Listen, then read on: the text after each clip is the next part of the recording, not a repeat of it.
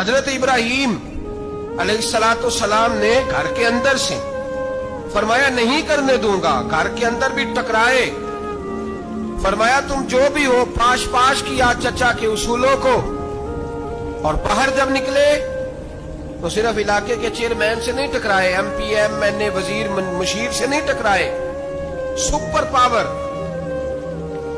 نمرود دنیا کا واحد حکمران تھا، اس وقت دوسرا کوئی حکمران ہی نہیں تھا،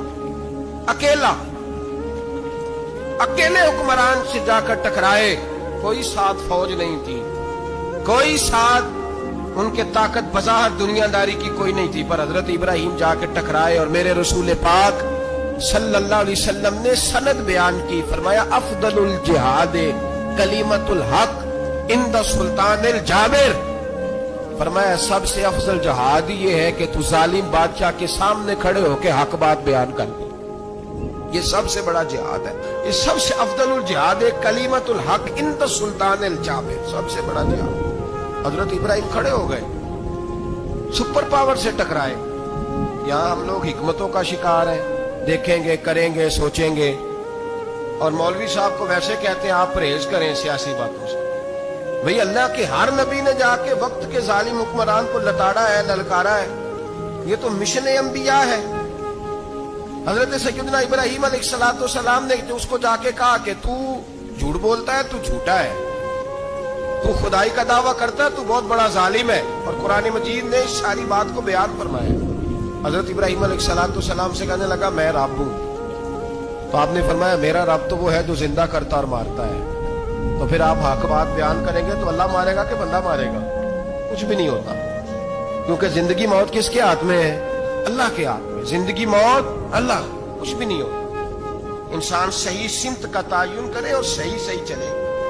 حضرت علی شیر خدا سے کسی نے کہا تھا کہ آپ کے بڑی دشمنی ہے، کوئی محافظ رکھ لیں، آپ فرمانے لگے موت خود بہت بڑی محافظ ہے، وقت سے پہلے آتی ہی نہیں، بڑی محافظ ہے، وقت سے پہلے۔ علامہ نورانی رحمت اللہ تعالیٰ علیہ کراچی جیسے شہر میں رہا کرتے تھے، جہاں گام گام پہ خطرہ تھا، لوگوں نے کہا حضرت اتنے بڑے لیڈر ہو، آپ کی جماعت کی 62 سیٹیں ہوئی قومی اسمبلی میں، ایک ایسا وقت بھی آیا تو کوئی ایک آدمی بندوق والا، آپ فرمانے لگے مجھے ضرورت ہی نہیں، اس لیے کہ جس خدا رسول کے لیے میں نکلا ہوں وہ خود ہی حفاظت کرنے والے ہیں، ضرورت نہیں ان چیزوں۔ تو بھائی حضرت ابراہیم ٹکرائے، اور آپ کا انداز کیا ہے؟ جا کے کہا کہ تو نہیں، خدا وہ ہے جو زندہ کرتا، اور اس نے ایک بیوقوفوں جیسی دلیل دی۔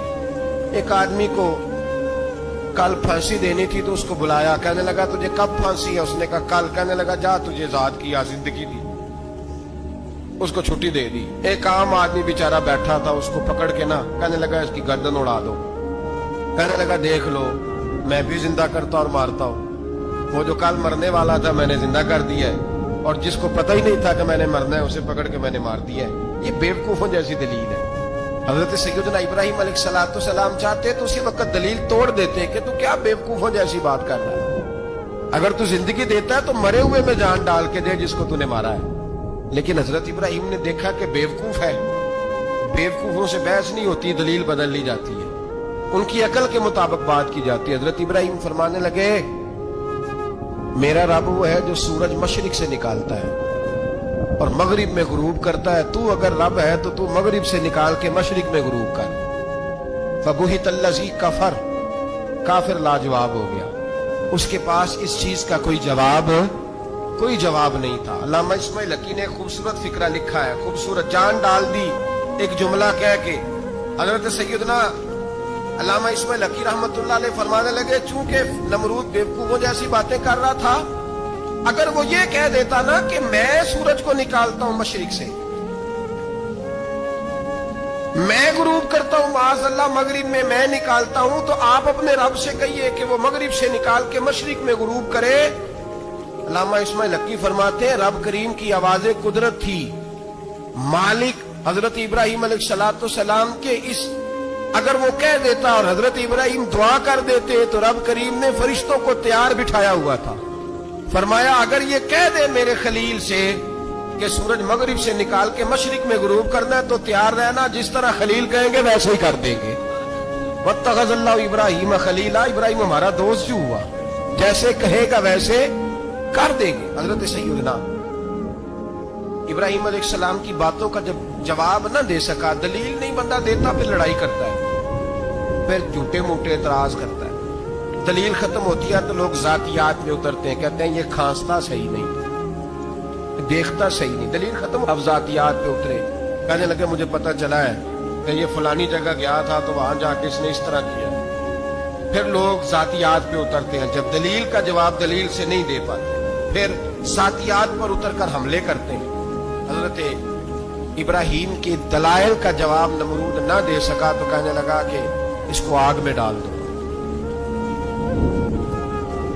कौम गई हुई थी सारी, आपने बात सुनी हुई है, मैंने सिर्फ इशारा देना है। मेले पे हजरत सैयदना इब्राहिम अलैहिस्सलाम ने सारे बुत तोड़ दिए, कुल्हाड़ा बड़े बुत की गर्दन पे रखा। वापस आए, कहने लगे बुत किसने तोड़े हैं? तो फरमाया इससे पूछ लो जिसकी गर्दन पे कुल्हाड़ा है। कहने लगे ये तो बोल ही नहीं सकता। तो फरमाने लगे बड़े बेवकूफ हो जो बोलता ही नहीं, सुनता ही नहीं, अपना आप नहीं बचा सकता, उसकी पूजा करते हो। कहने लगे पकड़ो, दलीलें खत्म हो गई, इसको आग में डालो। बहुत बड़ी हवेली 45 फुट मुरब्बा पे मुश्तमिल एक हवेली बनाई गई और 45 फुट ऊंची।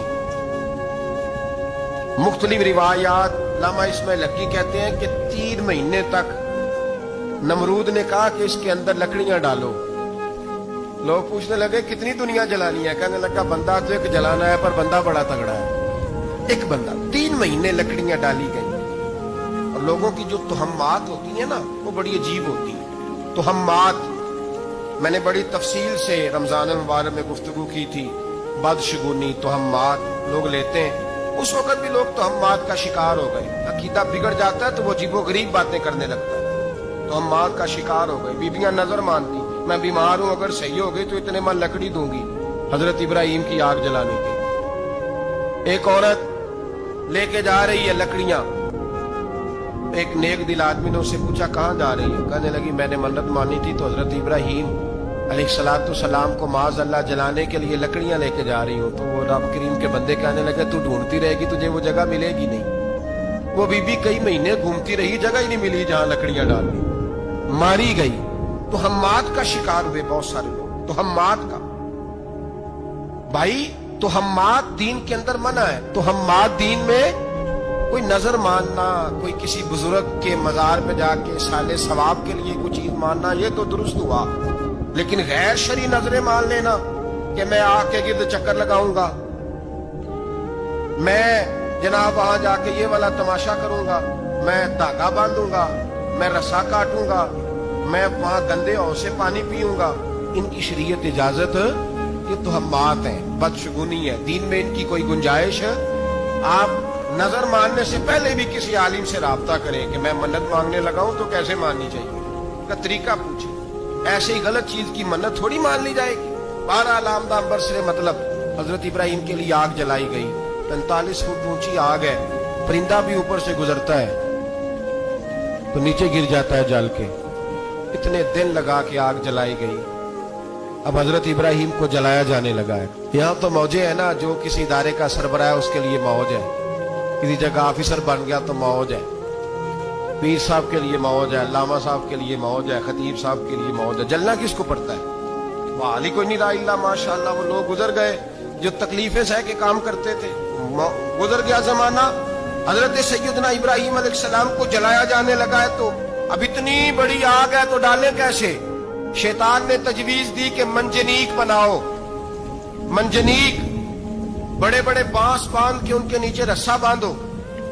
वो जिस तरह झूलने के लिए झूला बनाया जाता है, इस तरह एक मंजनीक पुराने जमाने में उसमें पत्थर रख के फेंके जाते थे दुश्मनों पे, वो मंजनीक बनाई गई कि दूर से हजरत इब्राहिम को फेंकेंगे। हाथ हजरत इब्राहिम के बांध दिए, पांव मुबारक बांध दिए, पूरी जमीन पे एक नाम लेने वाला खुदा का, और उसको आज रस्सियों में जकड़ा हुआ है। जब फेंका जाने लगा ना आग में तो बूढ़े रोने लगी, फरिश्ते तड़पने लगे, ए अल्लाह ये क्या होने लगा है? एक तेरा खलील और वो भी आग में। फरमाया जाओ जाके उससे कहो अगर तुम्हारी मदद लेता है तो उसे बचाओ।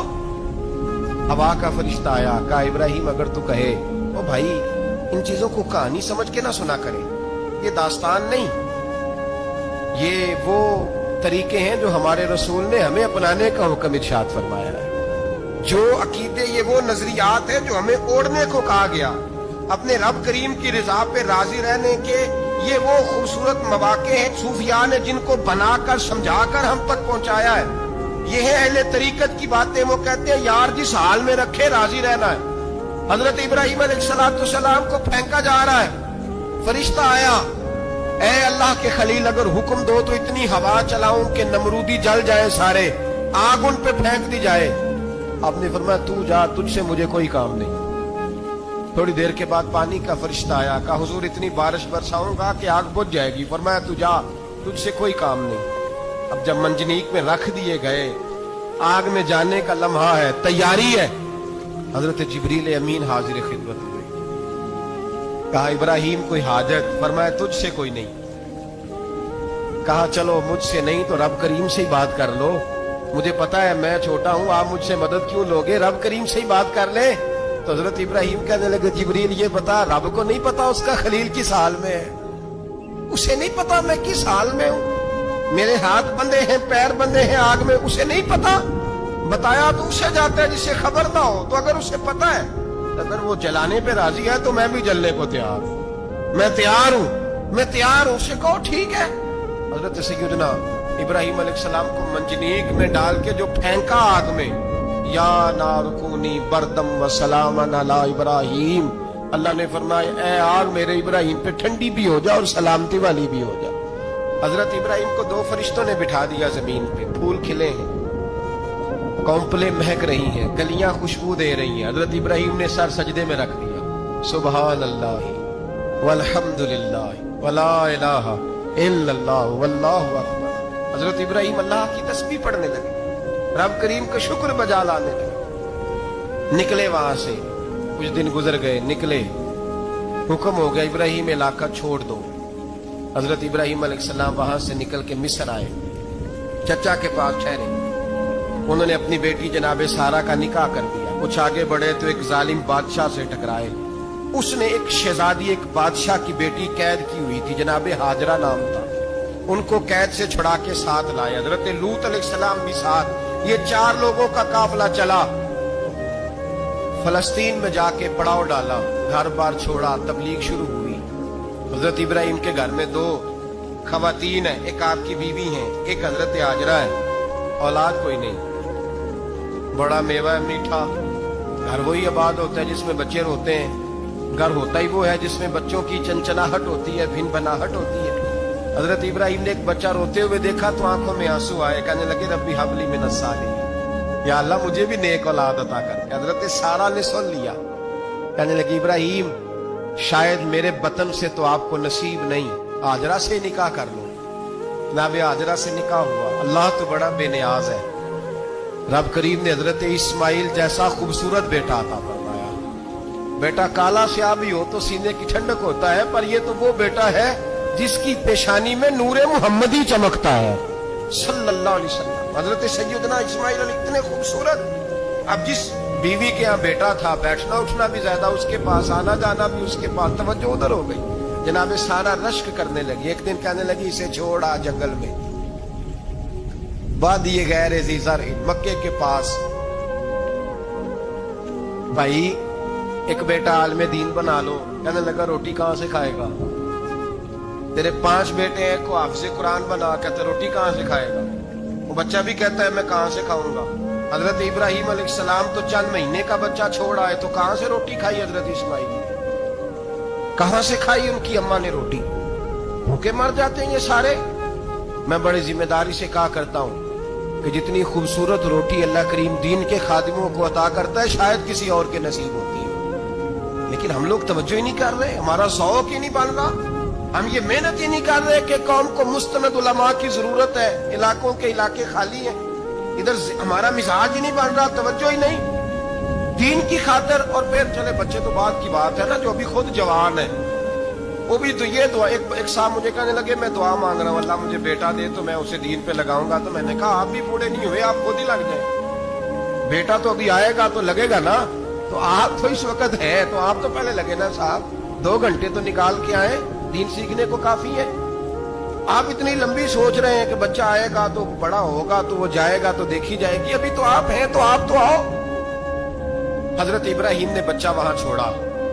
यहां से जो उम्रा करने लोग जाते हैं ना, जो हज करने जाते हैं, उनको पता है कि वहां दुनिया की हर नेमत मिलती है, फिर भी डबल ट्रिपल पैसे लोग जेबों में डाल के जाते हैं। हजरत इब्राहिम जब वहां लेके गए तो कोई इंसान नहीं था, पानी का कतरा नहीं था, 2 किलो खजूरें, एक मशकीजा, बीवी को थमाया। हमारे घर में हजारों चीजें पड़ी हैं, लेकिन वो जो तवक्कुल है ना वो खत्म हो गया है। अल्लाह देगा, हलाल हलाल पे कनात करे, जायज जायज पे भरोसा करे, रब करीम अता करने वाला है, वो मिजाज खत्म हो गया।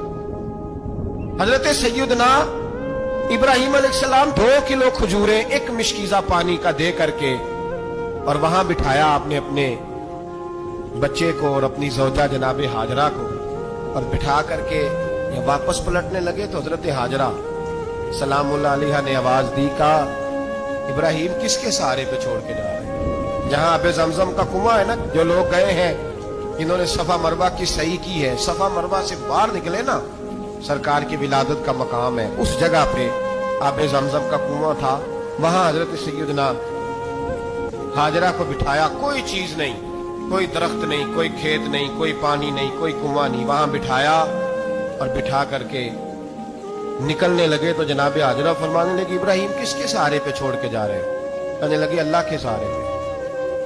तो पाकबाज बीबी ने एक लफ्ज पूछा, कहा इब्राहिम ये मेरे रब का हुक्म है, ये मेरे, बस जिनका अकीदा तौहीद मजबूत हो उनके लिए एक जुमला काफी होता है, ये मेरे अल्लाह का हुक्म है। तो जनाब इब्राहिम अलैहिस्सलाम फरमाने लगे हाजरा हाँ रब का हुक्म है। जब ये लफ्ज कहे तो चाहिए था ना हजरत इब्राहिम तसल्ली देते, तो बीबी साहबा तसल्ली देने लगी, अर्ज करने लगी इब्राहिम अगर अल्लाह का हुक्म है तो फिर आप हमारी फिक्र ना करना, अगर ये रब का हुक्म है तो फिर हमारी फिक्र ना करना, जिस रब ने हमें यहाँ तक पहुंचाया है वो हमें कभी भी जाया नहीं फरमाएगा, फिर फिक्र ना करना। हजरत इब्राहिम आ गए, बात आपने सुनी हुई है, इशारा करना मकसूद है। 13 साल में चले मान भी लिया जाए बाज रिवायात की रोशनी में कि आते जाते भी रहे, लेकिन मुकम्मल देखभाल अपने बच्चे की परवरिश में पूरा हजरत इब्राहिम अलैहिस्सलाम का किरदार, सारा किरदार माँ का था। मैं जब खवातीन के बारे में कोई बात करता हूँ तो मैं आपको अक्सर कहता हूँ कि ये सिर्फ बीवी के लिए हुक्म नहीं होता, ये ट्रेनिंग बेटी को देनी और बहन को देनी है, ये तरबियत करे अपने घर में। मैं तजर्बे की रोशनी में ये बात अर्ज किया करता हूँ कि भाई बच्चे बाप के फर्मा बरदार उस वक्त होते हैं जब अम्मा उन्हें बाप का फर्मा बरदार करती है, और बच्चे बाप के नाफरमान भी तब होते हैं जब अम्मा उन्हें बाप का। मैंने अपने कानों से सुना एक दफा एक बच्चा अपने बाप से कह रहा है आपने तो सारी जिंदगी बाहर गुजार दी, पैसे कमाना कौन सा मुश्किल काम, दुख सुख तो सारे अम्मा ने बर्दाश्त की, स्कूलों में वो जाती थी, फलाना काम वो करती थी, फलाना काम। अब ये सोच उसकी जाती तो नहीं, ये उसको दी गई है, और अगर उसको ये सोच दे दी जाए कि अम्मा कहे कि मैं तो अपनों में रही सारी जिंदगी, मैंने तो अपनों में वक्त गुजारा, और तेरा बाप तो कई दफा जनाजे भी नहीं पढ़ सका, ने तो माँ बाप ऐसे दफन कर दिए, वो अगर ये सोच फराहम करे तो फिर बच्चा बाप का फर्मा बरदार होता है। और ये वाली रिवायतें हम बीवी को सुनाते हैं, हालांकि किसको सुनानी चाहिए बोलिए?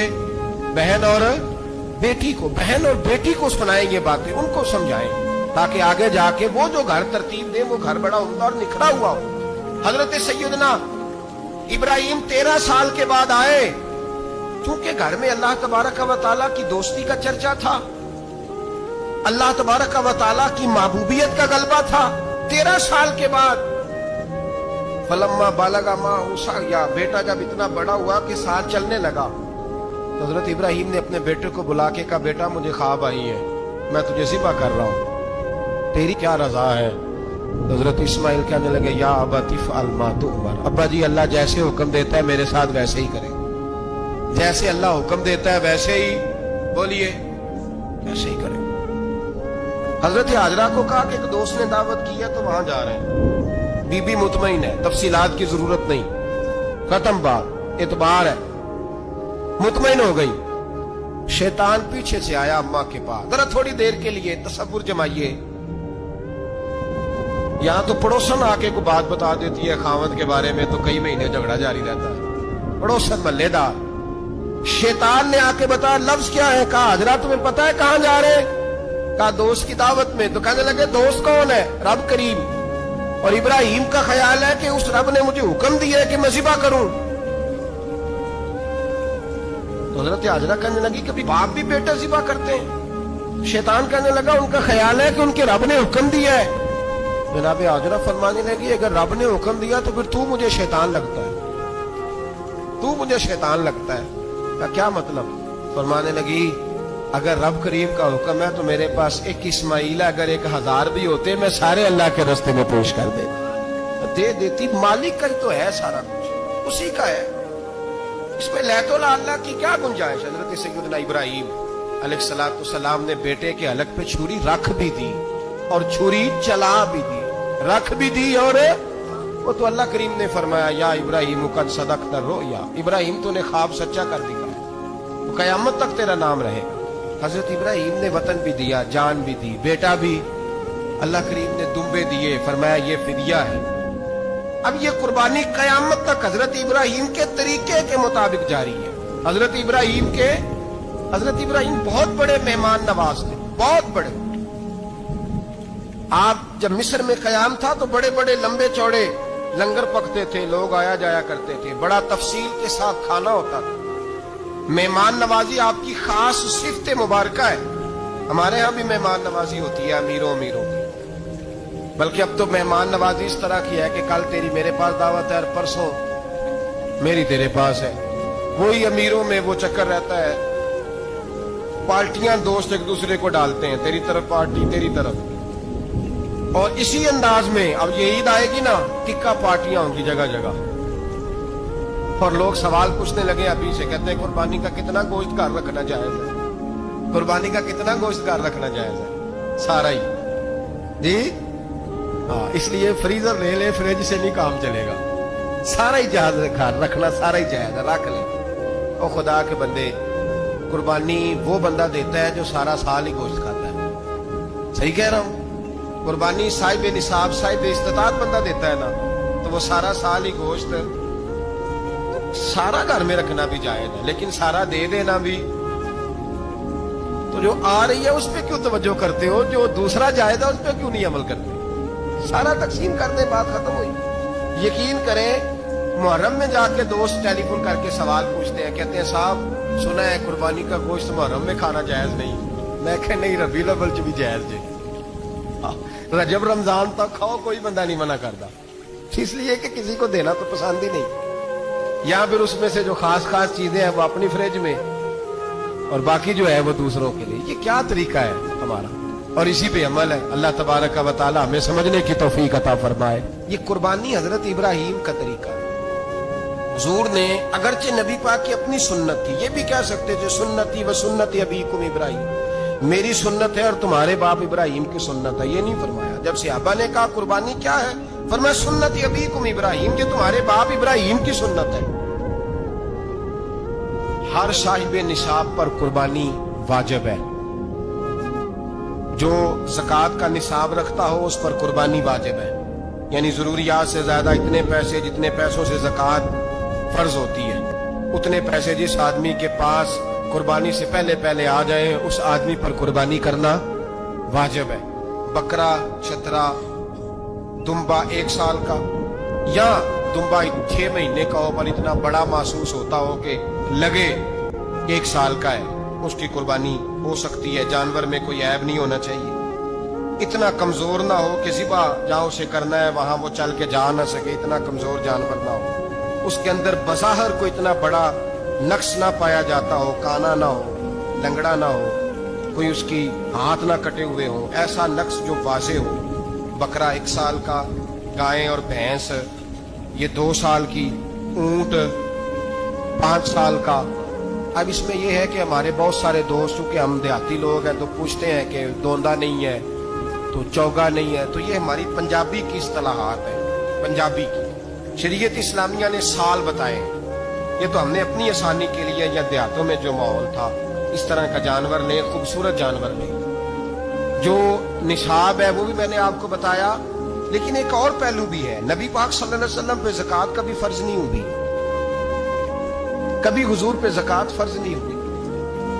نبی پاک صلی اللہ علیہ وسلم کے پاس اتنا سرمایہ کبھی اکٹھا ہوا ہی نہیں کہ زکوٰۃ فرض ہو، لیکن نبی پاک کے صحابہ فرماتے ہیں کہ مدینے کے 10 سالوں میں اللہ کے رسول نے ہر سال قربانی فرمائی ہے، ہر سال قربانی دی، اور جس سال حضور حج کرنے گئے اس سال اللہ کے نبی نے 63 اونٹ ذبح فرمائے، اور حضور صلی اللہ علیہ وسلم جب اونٹ ذبح کرنے لگتے نا تو صحابہ کہتے ہیں اونٹ خود دوڑ کے حضور کے سامنے آ کے لیٹ جاتا، اور نبی پاک اسے ذبح کرتے اور فرماتے ہیں ایک دوسرے کو دھکے دیتے اونٹ کے، پہلے میں نے جانا ہے ذبح ہونے کے لیے، پہلے میں نے، انہیں پتا تھا کہ جو مصطفیٰ کے ہاتھوں ذبح ہوگا وہ تو دائمی زندگی پا جائے گا، یہاں بھی وہاں بھی زندہ۔ 63 اونٹ ذبح کیے، ایک اونٹ میں کتنی قربانیاں ہوتی ہیں؟ 7۔ اب 63 کو 7 سے ضرب دو گے تو کتنی بنے گی؟ اور پھر نبی پاک صلی اللہ علیہ وسلم نے 10 سال مدینہ منورہ میں قربانی دی، ہر سال۔ اب وہ 63 اونٹ، ایک اونٹ میں 7 قربانیاں، ہر سال یہاں قربانی، اور مولا علی شیر خدا فرماتے ہیں نبی پاک 2 قربانیاں دیتے۔ میں نے کہا حضور 2 جانور ذبح کر رہے ہیں آپ، تو حضور نے فرمایا ایک میری طرف سے، ایک میری امت کی طرف سے، غریبوں کی طرف سے۔ اور حضرت علی کو حضور نے وصیت فرمائی تو 2 دیا کرے گا۔ یا رسول اللہ صلی اللہ علیہ وسلم میں غلام ہوں، خادم ہوں۔ حضور نے فرمایا علی ایک تو نے اپنی دینی ہے، ایک میری طرف سے دینی ہے۔ 2 قربانیاں۔ مولا علی نے بھی ساری زندگی 2 قربانیاں دی۔ حضرت علی بھی مال کے نصاب نہیں تھے، اپنا مکان ہی نہیں تھا، کوئی کاروبار نہیں تھا، کئی دن فاقے رہتے تھے، پر قربانیاں کتنی دیتے تھے؟ 2۔ ہمارے پاس ویسے اگر سسرال میں، میکے میں، کزنوں میں کچھ شادی ہو جائے تو 50-60 ہزار کا خرچہ برابر ہے، وہ پکا ہے، اور قربانی کی باری غریب ہو